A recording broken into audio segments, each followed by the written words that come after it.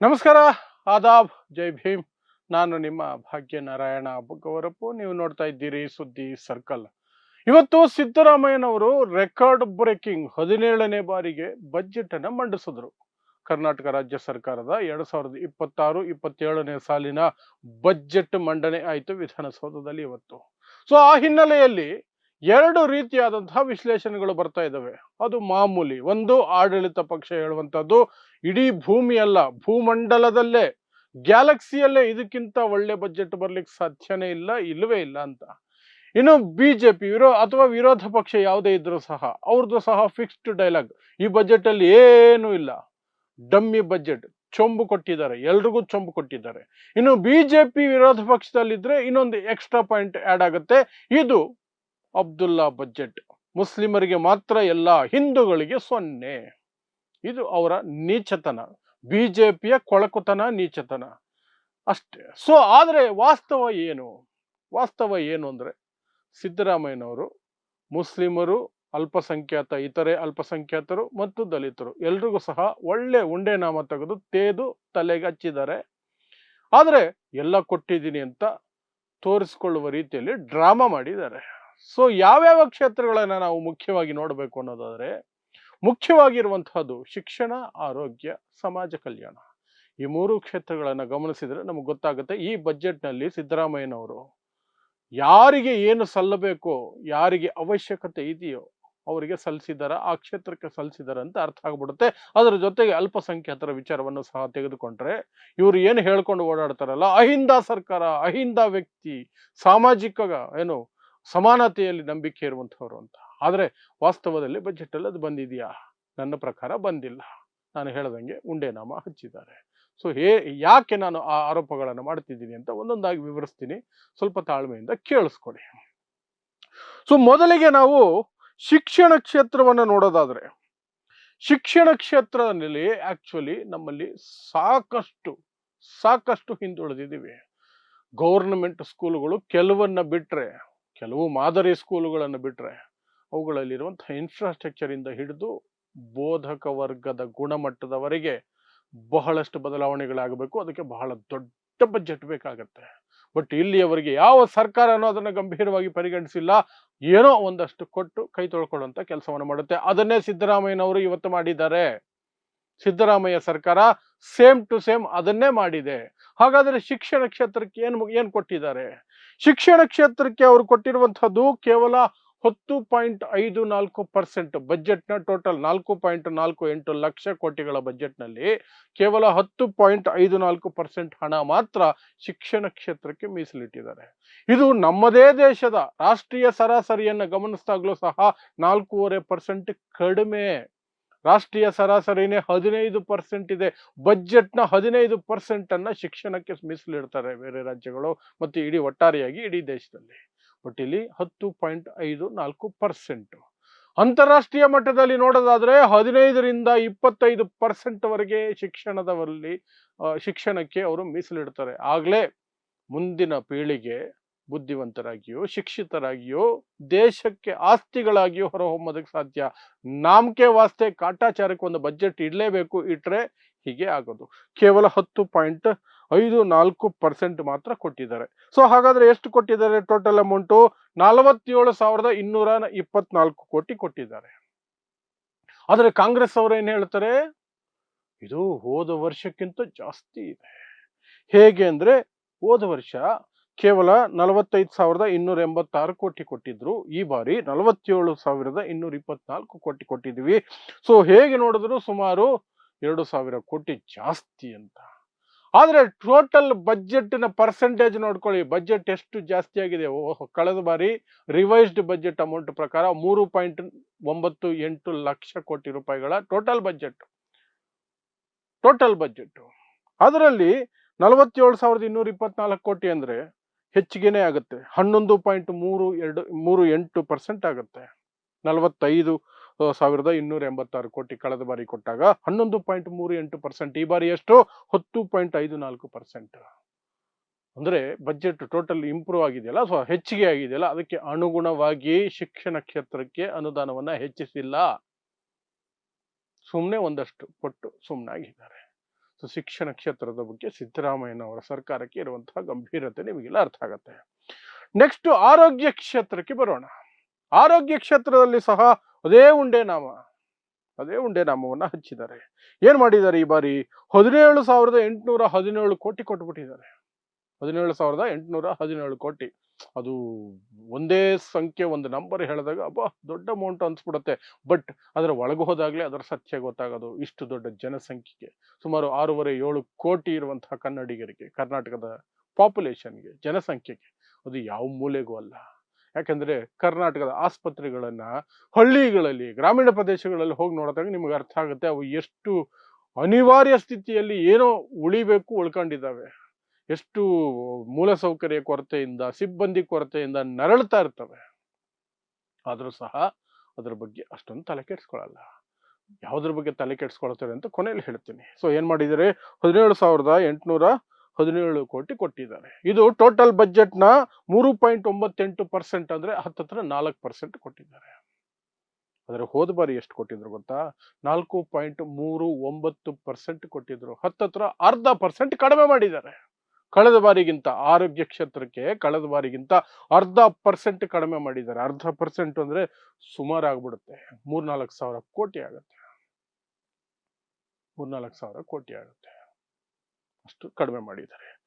ಇನ್ನು ದಲಿತರ ವಿಚಾರಕ್ಕೆ ಬರೋದಾದ್ರೆ, ದಲಿತರ ವಿಚಾರದಲ್ಲಿ SC SP TSP ಅನ್ನುವಂತಹ ಒಂದು ನಾಟಕ ಇದೆಯಲ್ಲ, ದೊಡ್ಡ ನಾಟಕ, ಅದನ್ನು ಬಿಟ್ಬಿಡಿ. ಅದು 15% ಇದರದ್ದು ಬಜೆಟ್ 15% ಇಟ್ಬಿಡ್ತಾರೆ. ಆದ್ರೆ ಅದನ್ನ ಯಾವುದಕ್ಕೆ ಬಳಸ್ತಾರೆ, ಹೇಗೆ ಅದರಿಂದ ಕದ್ದು ತಿಂತಾರೆ, ಗ್ಯಾರಂಟಿ ಯೋಜನೆಗಳಿಗೊಂದಷ್ಟು, ಇನ್ಯಾವುದೋ ಯೋಜನೆಗಳಿಗೊಂದಷ್ಟು, ಇನ್ಯಾವುದಕ್ಕೂ ಒಂದಷ್ಟು ಕೊಟ್ಬಿಟ್ಟು ಕೊನೆಗೆ ದಲಿತರಿಗೆ ಚೊಂಬು ಕೊಟ್ಟು ಕಳಿಸ್ತಾರೆ. ಅದೇ ಕತೆ. ಆದ್ರೆ ಸಮಾಜ ಕಲ್ಯಾಣ ಇಲಾಖೆಗೆ ಬರೋದಾದ್ರೆ, ಸಮಾಜ ಕಲ್ಯಾಣ ಇಲಾಖೆಯಲ್ಲಿ ಏನ್ ಮಾಡಿದ್ದಾರೆ ಈ ವರ್ಷ?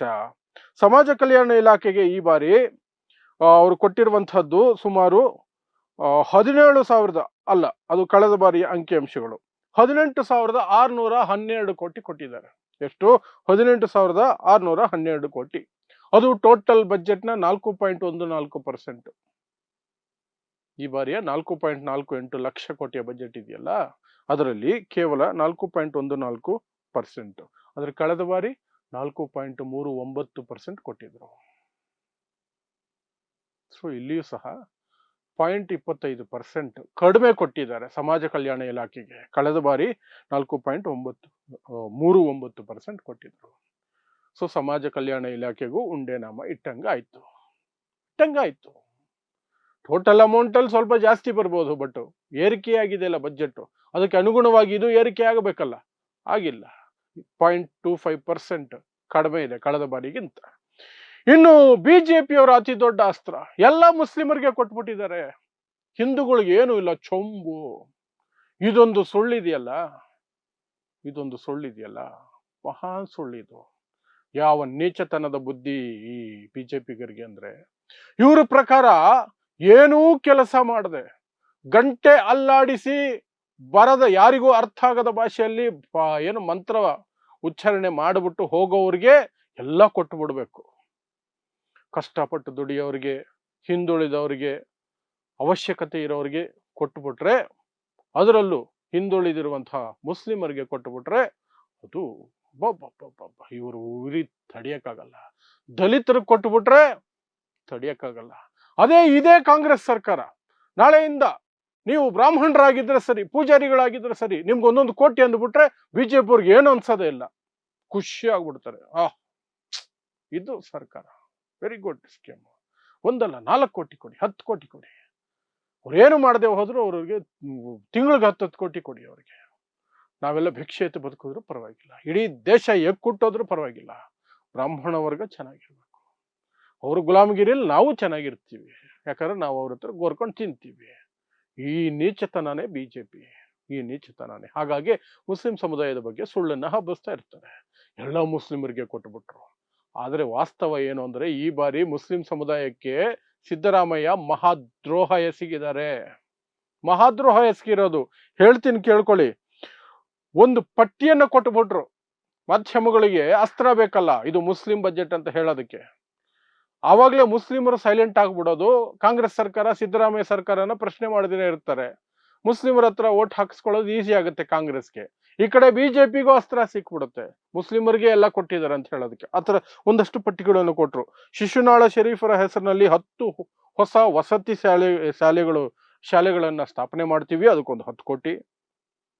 117 ಮೌಲಾನಾ ಆಜಾದ್ ಮಾದರಿ ಶಾಲೆಗಳು ಮತ್ತು ಉರ್ದು ಶಾಲೆಗಳನ್ನ ಉನ್ನತೀಕರಣ ಮಾಡೋದಕ್ಕೆ 400 ಕೋಟಿ. ಜೈನ, ಬೌದ್ಧ, ಸಿಖ್ ಸಮುದಾಯಗಳ ಸಮಗ್ರ ಅಭಿವೃದ್ಧಿಗೆ ಒಂದು 100 ಕೋಟಿ. ಅಲ್ಪಸಂಖ್ಯಾತರ ಪ್ರತಿಭಾವಂತ ಬಡ ಮಕ್ಕಳಿಗೆ ಅಥವಾ ವಿದ್ಯಾರ್ಥಿಗಳಿಗೆ 5,000 ವಿದ್ಯಾರ್ಥಿಗಳಿಗೆ 50,000 ರೂಪಾಯಿ, ಹಂಗೆ ತಲಾ 50,000 ರೂಪಾಯಿ ಅಂದ್ರೆ ಲ್ಯಾಪ್ಟಾಪು. ಸೊ ಹೀಗೆ ಒಂದಷ್ಟು ಕೊಟ್ಬಿಡೋದು. ಆದ್ರೆ ಅವನ್ನೆಲ್ಲ ಲೆಕ್ಕ ಹಾಕಿ ನೋಡಿದಾಗ ಬರ್ತಿರುವಂತಹದ್ದು ಹೆಚ್ಚು ಅಂದ್ರೆ 3,400 ಕೋಟಿ ಬರ್ತಾ ಇದೆ. 3,400 ಕೋಟಿ. ಇದು ಬಜೆಟ್ ನಲ್ಲಿ ಎಷ್ಟು ಪರ್ಸೆಂಟ್ ಗೊತ್ತಾ? ಕರ್ನಾಟಕದಲ್ಲಿ ಎಷ್ಟು ಪರ್ಸೆಂಟ್ ಮುಸ್ಲಿಮರು ಇದ್ದಾರೆ? 12ರಿಂದ 14% ಮುಸ್ಲಿಮರು ಇದ್ದಾರೆ. ಆದ್ರೆ ಅವ್ರಿಗೆ ಕೊಟ್ಟಿರೋ ಬಜೆಟ್ ಎಷ್ಟು ಗೊತ್ತಾ? 0.76%. 0.76%. ಕಳೆದ ಬಾರಿ ಎಷ್ಟು ಕೊಟ್ಟಿದ್ರು ಗೊತ್ತಾ? 1.18% ಕೊಟ್ಟಿದ್ರು. 1.18%, 4,700 ಕೋಟಿ ಕೊಟ್ಟಿದ್ರು. ಈ ಬಾರಿ ಸಿದ್ದರಾಮಯ್ಯನವರು ಹೆದರ್ಕೊಂಡ್ಬಿಟ್ಟಿದ್ದಾರೆ ಅನ್ಸುತ್ತೆ. ಮೇ ಬಿ ಇನ್ನೊಂದಷ್ಟೇನೋ ಆಡ್ ಮಾಡಬಹುದೇನೋ, ಅಥವಾ ನಾನು ಮಿಸ್ ಮಾಡ್ಕೊಂಡಿರಬಹುದೇನೋ. ಬಟ್ ನನಗೆ ಕಣ್ಣು ಕಾಣಿಸ್ತಿರೋದು ಇಷ್ಟೇನೆ. ಸೊ ಒಂದಂತೂ ಸ್ಪಷ್ಟವಾಗಿ ಕಾಣ್ತಾ ಇದೆ, ಹೆಚ್ಚಿಗೆ ಅಂತೂ ಕೊಟ್ಟಿಲ್ಲ ಹೋದ ವರ್ಷಕ್ಕಿಂತ. ಹೇಗೆ ನನ್ನ ಕಣ್ ತಪ್ಪಿಸಿ ಏನಾದ್ರು ಇದ್ರೂ ಸಹ ಹೆಚ್ಚಿಗೆ ಅಂತೂ ಕೊಟ್ಟಿಲ್ಲ, ಅದಂತೂ ಕನ್ಫರ್ಮ್ಡ್. ಸೊ ಅಲ್ಲಿ ಒಂದು ಅರ್ಥ ಆಗ್ತಿರೋದು ಏನಂದ್ರೆ, ಸಿದ್ದರಾಮಯ್ಯ ಹೆದರ್ಕೊಂಡ್ಬಿಟ್ಟಿದ್ದಾರೆ. ನನ್ನನ್ನ ಸಿದ್ದರಾಮುಲ್ಲಾ ಖಾನ್ ಅಂತ ಬ್ರ್ಯಾಂಡ್ ಮಾಡ್ಬಿಟ್ಟಿದ್ದಾರೆ, ಮುಸ್ಲಿಮರಿಗೆ ಎಲ್ಲ ಕೊಡ್ತಾ ಇದ್ದಾರೆ ಅಂತ ಹೇಳ್ಬಿಟ್ಟಿದ್ದಾರೆ. ಬಿಜೆಪಿ ಅವ್ರು ಹೇಳಿದಕ್ಕೆ ನಾನು ಹೆದರ್ಕೋಬೇಕು, ಇಲ್ಲದೆ ಹೋದ್ರೆ ನನಗೆ ಮುಂದಿನ ದಿನಗಳಲ್ಲಿ ರಾಜಕೀಯವಾಗಿ ಸಮಸ್ಯೆ ಎದುರಾಗಬಹುದು. ನನಗೆ ಅಂದಾಗ ಸಿದ್ದರಾಮಯ್ಯನವರು ಹೇಳ್ತಿರುವಂತಹದ್ದು ನನ್ನ ಮಗನ ರಾಜಕೀಯ ಭವಿಷ್ಯಕ್ಕೆ ಒಂದು ಅಡಿಪಾಯ ಹಾಕೊಳ್ಳಬೇಕು. ಬಿಜೆಪಿಯವರು ಒಂದಷ್ಟು ಸಹಕಾರ ಕೊಡೋ ರೀತಿಯಲ್ಲಿ, ಸಂಘ ಪರಿವಾರನೂ ಒಂದಷ್ಟು ಸಹಕಾರ ಕೊಡೋ ರೀತಿಯಲ್ಲಿ ಆ ರೀತಿ ಏನಾದರೂ ಮಾಡಬಹುದಾ ಅಂತ ಯೋಚನೆ ಬಂದಿದ್ದಂಗೆ ಇದೆ ಸಿದ್ದರಾಮಯ್ಯನವರಿಗೆ. ಹಾಗಾಗಿ ಅಲ್ಪಸಂಖ್ಯಾತರಿಗೆ, ಮುಸ್ಲಿಮರಿಗೆ ಮಾತ್ರ ಅಲ್ಲ, ಇದು ಅಲ್ಪಸಂಖ್ಯಾತರಿಗೆ, ಎಲ್ಲ ಅಲ್ಪಸಂಖ್ಯಾತ ಸಮುದಾಯಗಳನ್ನು ಸೇರಿ ಬೌದ್ಧ, ಜೈನ, ಸಿಖ್, ಕ್ರೈಸ್ತ, ಮುಸ್ಲಿಮರು ಎಲ್ರು ಅವ್ರಿಗೆ 1% ಕೊಡ್ಲಿಲ್ಲ ಅಂದ್ರೆ ಅದು ಎಂಥ ಸಮಾನತೆ, ಅದೆಂತಹ ಸಾಮಾಜಿಕ ನ್ಯಾಯ, ಅದೆಂತಹ ಸಮಾಜವಾದ, ನೀವೇ ಯೋಚನೆ ಮಾಡಿ. ಆದ್ರೆ ಇದನ್ನೇ ಎಂಜಲು ಮಾಧ್ಯಮಗಳು, ಗೋಧಿ ಮಾಧ್ಯಮಗಳು, ಬಿಜೆಪಿಯ ನೀಚರು ಎಲ್ಲ ಮುಸ್ಲಿಮರಿಗೆ ಕೊಟ್ಬಿಟ್ಟವ್ರೆ. ಏನು ಅಂದ್ರೆ, ನೋಡಿ ಅವ್ರಿಗೆ ಲ್ಯಾಪ್ಟಾಪ್ ಕೊಡ್ತವ್ರೆ, ನೋಡಿ ಅವರಿಗೆ ವಸತಿ ಶಾಲೆ ಕಟ್ಟಿಸ್ತವ್ರೆ, ನೋಡಿ ಅವರಿಗೆ ಸ್ಕೂಲ್ ಡೆವಲಪ್ಮೆಂಟ್ಗೆ ಇಷ್ಟು ದುಡ್ಡು ಕೊಟ್ಬಿಟ್ಟಿದ್ದಾರೆ. ಎಲ್ಲ ಚಿಲ್ರೆನೆ. ಆದ್ರೆ ನಂಬುವಂತಹ ಮತಾಂಧ ಪ್ರೇಕ್ಷಕರು ಮತ್ತು ಮತದಾರರು ಇರಬೇಕಾದ್ರೆ, ಅದನ್ನ ಬಿತ್ತರಿಸುವ ರೀತಿಯಲ್ಲಿ ವಿಷ ಬಿತ್ತುವಂತಹ ಮಾಧ್ಯಮಗಳು ಇರಬೇಕಾದ್ರೆ ಬಿಜೆಪಿ ಇಂತಹ ಕೊಳಕು ನಾಟಕ ಆಡ್ತಾನೆ ಇರುತ್ತೆ. ಅದಕ್ಕೆ ಹೆದರಿಕೊಂಡು ಮುಸ್ಲಿಮರ ಓಟನ್ನ ಯಥೇಚ್ಛವಾಗಿ ಪಡೆಯುವಂತಹ, ಆಲ್ಮೋಸ್ಟ್ ಎಲ್ಲ ಓಟುಗಳನ್ನು ಪಡೆಯುವಂತಹ ಕಾಂಗ್ರೆಸ್ ಈ ರೀತಿ ಅವರಿಗೆ ಉಂಡೆ ನಾಮವನ್ನ ಹಚ್ಚುತ್ತೆ. ಸೊ ಈಗ ಅರ್ಥ ಆಯ್ತಾ ಈ ಬಜೆಟ್ ಯಾವ ರೀತಿ ಇದೆ ಅಂತ? ಅಷ್ಟೇ, ಇನ್ನೇನಿಲ್ಲ. ಹೀಗೆ ಬಜೆಟ್ನ ನೋಡಬೇಕು. ಸುಮ್ಮನೆ ಗೋಧಿ ಮಾಧ್ಯಮಗಳು ನೋಡಿದ್ರೆ ಏನೂ ಸಿಗಲ್ಲ, ನಿಮಗೆ ಏನೂ ಸಿಗಲ್ಲ. ಒಂದಷ್ಟು ಅಮೌಂಟ್ ಜಾಸ್ತಿ ಇದ್ರು ಕಳೆದ ವರ್ಷದ ಪರ್ಸೆಂಟೇಜ್ ತಗೊಂಡಾಗ ಪರ್ಸೆಂಟೇಜ್ ಅಲ್ಲಿ ದ್ರೋಹ ಬಗದೇ ಇರ್ತಾರೆ. ಆ ರೀತಿ ನೋಡಬೇಕು. ನೋಡೋಣ, ರಾಜಕೀಯ ಪಕ್ಷಗಳು ಸರ್ಕಾರ ನಡೆಸಬೇಕು. ಅವರ ಅನಿವಾರ್ಯತೆ, ಅವರ ಲೆಕ್ಕಾಚಾರಗಳು, ನಾವು ವಿಶ್ಲೇಷಣೆ ಮಾಡ್ತೀವಿ, ಜನಕ್ಕೆ ಸತ್ಯಾಂಶ ತಿಳಿಸ್ತೀವಿ. ಮುಂದಿಂದು ಜನರಿಗೆ, ಮತದಾರರಿಗೆ ಬಿಟ್ಟ ವಿಚಾರ ಅಷ್ಟೇ. ಸೊ ಇದೆಷ್ಟು ಇವತ್ತು ಬಜೆಟ್ ಮಂಡನೆ ಆಯ್ತಲ್ಲ, ಆ ಬಜೆಟ್ ಕುರಿತಾಗಿ ನನ್ನ ವಿಶ್ಲೇಷಣೆ ಬಹಳ ಮುಖ್ಯವಾದ ಅಂಶಗಳ ಮೇಲೆ, ಕ್ಷೇತ್ರಗಳ ಮೇಲೆ ಅಷ್ಟೇ. ಸೊ ಇಂತಹದೇ ವಿಶೇಷ ಸುದ್ದಿಗಳಿಗಾಗಿ ನೋಡ್ತಾ ಇರಿ ಸುದ್ದಿ ಸರ್ಕಲ್. ನಾನು ನಿಮ್ಮ ಭಾಗ್ಯನಾರಾಯಣ ಬೊಗವರಪು.